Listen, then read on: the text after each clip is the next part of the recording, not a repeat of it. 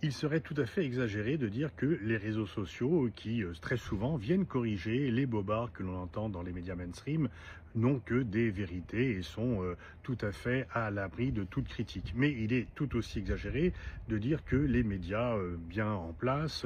ne font que transmettre des informations alors qu'il y a que des contre-vérités et des manipulations sur les réseaux sociaux. Mais là où les médias mainstream devraient faire attention, c'est de ne pas continuer à inviter des gens qui ont menti sciemment. Ce n'est pas une question d'opinion, chacun peut avoir ses opinions, mais des gens qui sont venus mentir et qui ont menti sciemment sur le nombre de morts, sur les famines, sur les massacres, sur le sort des humanitaires, sur le respect du droit international, sur les événements. Eh bien là, effectivement, normalement, si vous les continuez à réinviter, vous allez perdre tout crédit.